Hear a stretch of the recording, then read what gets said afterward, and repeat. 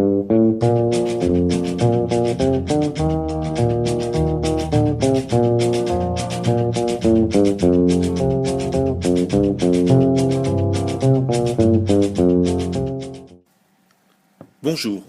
on va réviser aujourd'hui les principales fonctions grammaticales dans la phrase. Si on prend une phrase verbale toute simple, à la cantine, il prend des frites. Vous reconnaissez des classes grammaticales qu'on a déjà revues. Cantine est un nom, il est un pronom, prend est un verbe, des est un déterminant, etc. Vous vous souvenez qu'on a dit que cette classe grammaticale ne change jamais.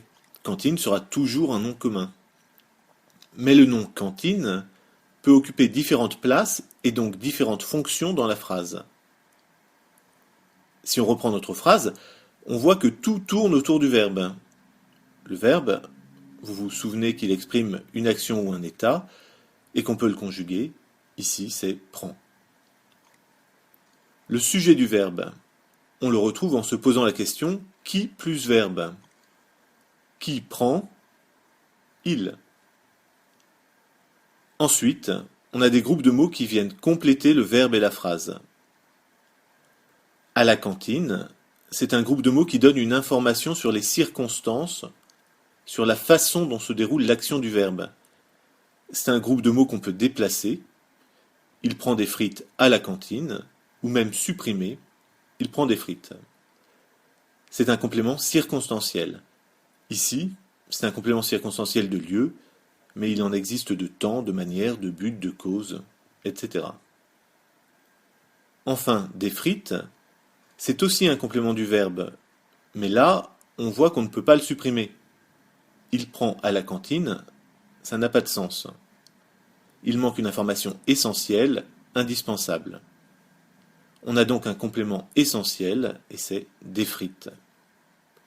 Là aussi, il existe différentes sortes de compléments essentiels.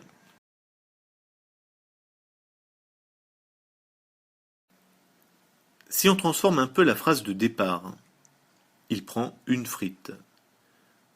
Une frite est ici un complément d'objet direct. On le retrouve en posant la question sujet plus verbe plus qui quoi. Il prend qui quoi? Réponse une frite.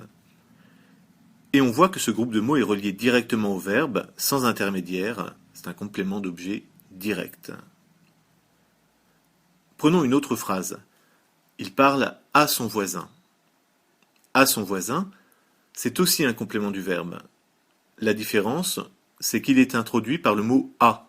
C'est un complément d'objet indirect, un COI, relié au verbe par l'intermédiaire d'une préposition. COD et COI, ça fonctionne très bien pour les verbes d'action. Quand il s'agit d'un verbe d'état, être, sembler, devenir, etc., c'est un peu différent. Exemple. Gérard est gourmand. On voit que gourmand, c'est bien un complément essentiel, impossible de le supprimer. Et il répond aussi à la question sujet plus verbe plus qui quoi. Gérard est quoi? Gourmand. Mais ça ne vient pas compléter l'action du verbe. Ce n'est donc pas un COD. En fait, gourmand vient donner une information sur le sujet de la phrase, Gérard, par l'intermédiaire d'un verbe. Ce verbe ne sert qu'à attribuer une qualité à Gérard. C'est un verbe attributif. Et le mot gourmand, c'est ce qu'on appelle un attribut du sujet.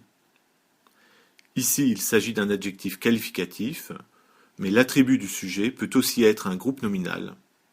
Exemple, Gérard est un excellent élève. Voilà, c'est fini. Donc à bientôt en classe.